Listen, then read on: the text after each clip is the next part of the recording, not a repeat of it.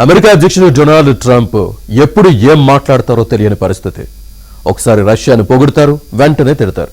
చైనాతో డీల్ అంటారు, మళ్లీ సుంకాలంటూ బెదిరిస్తారు. ఇండియాతోనూ అలాగే ప్రవర్తిస్తున్నారు. పాకిస్తాన్ తమకు మిత్రదేశమన్న ట్రంప్ ఆ దేశం అణుబాంబులు తయారు చేస్తోందని ఆరోపిస్తున్నారు. అసలు డొనాల్డ్ ట్రంప్ ఏం చేస్తున్నారో ఆయనకే తెలియటం లేదా?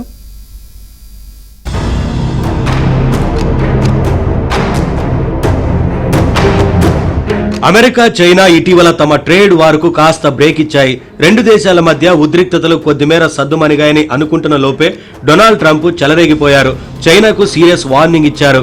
తైవాన్ పై దాడి చేస్తే ఎలాంటి పరిణామాలు ఉంటాయో జిన్పింగ్ తో పాటు ఆ దేశ ప్రజలకు తెలుసని వ్యాఖ్యానించారు ట్రంప్. తైవాన్ పై చైనా దాడి చేస్తే తాము సైనిక చర్యకు సైతం వెనకాడబోమన్న సంకేతాలిచ్చారు ట్రంప్.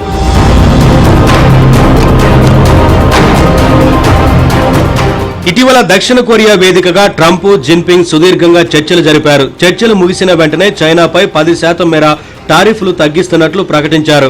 అరుదైన ఖనిజాలకు సంబంధించిన సమస్య కూడా పరిష్కారమైందన్నారు. చైనాతో త్వరలోనే వాణిజ్య ఒప్పందం కూడా కుదుర్చుకుంటామని తెలిపారు. 2 రోజుల క్రితం పొగిడిన నోటితోనే ఇప్పుడు తెగిడారు Donald Trump.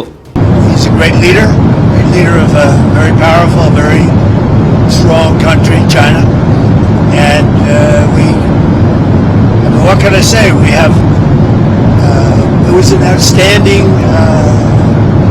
group of decisions I think that was made. A lot of decisions were made. There wasn't too much left out there, and we've come to conclusion on many very important points, and we'll be handing that to you in a little while.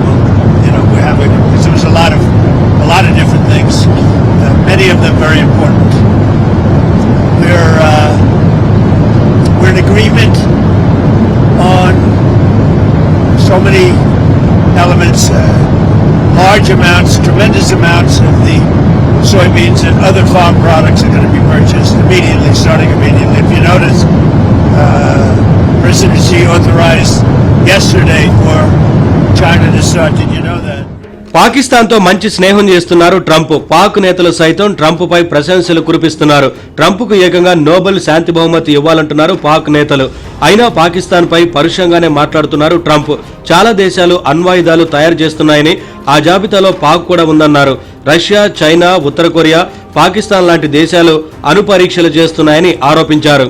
ఇప్పుడు చైనాకు మొన్న పోయినాడు, చైనాతో మాట్లాడినాడు. చైనాకు పోలేదు, Japan పోయి ఆ సందర్భంగా ఉత్తర కొరియా, దక్షిణ కొరియా ఎక్కడో కూర్చొని మాట్లాడినారు. ఓకే, నువ్వు తైవాన్ను ఆక్రమించుకుంటే బాగుండదు, లేదా తైవాన్ను ఆక్రమించుకుంటే మంచి పద్ధతి కాదు అని అక్కడే చెప్పిండు. అలా అక్కడేమో ఈ రేర్ మెటీరియల్స్ ఏవైతే చైనాలో మాత్రమే దొరుకుతాయో దానికోసం బేరసారాడి చైనా నుంచి ఆ మెటీరియల్ కనుక రాకపోతే అమెరికా ఆర్థిక వ్యవస్థ కుంగిపోతుంది. ఇంకా అమెరికా సైనిక కర్మాగారాలన్నీ ఆగిపోతాయి.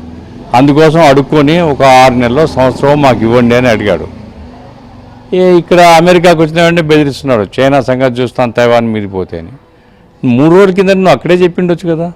ఇప్పుడు పుతిన్తో మాట్లాడినప్పుడు ఉక్రెయిన్ ఎట్లైనా యుద్ధం ఆపమనేది రిక్వెస్ట్ చేసినాడు, మంచిదే. కానీ ఆ తర్వాత బయటకు వచ్చిన తర్వాత భస్మీపటం చేస్తా రష్యాని నేనేమనుకుంటానో అని బెదిరిస్తాడు. అంటే ఒక రకంగా ప్రపంచం ముందు తన పెద్ద సైనిక సంపత్తి తనకుందని, ప్రపంచాన్ని శాసిస్తున్నా అనేసి హెచ్చరికలు చేస్తాడు. కానీ ఆచరణలో ఆ శక్తి అతనికి లేదు. గంటకో మాట మాట్లాడుతుండడం వల్లే రష్యాను చైనా ఏమాత్రం నమ్మడం లేదు. చైనా వాణిజ్య విధానాలు సరిగ్గా లేవని ఆరోపిస్తూ ట్రంప్ తన మొదటి పదవీ కాలంలోనూ చైనాపై సుంకాలు విధించారు. రెండోసారి అధ్యక్షుడయ్యాక ప్రతీకార సుంకాలు పెంచారు. అందుకే ట్రంప్ను చైనా నమ్మకుండా అమెరికా సుంకాలు పెంచిన ప్రతిసారి ప్రతీకార సుంకాలను విధిస్తోంది చైనా. అమెరికాకు ప్రత్యామ్నాయంగా పోటీగా ఎదుగుతోంది.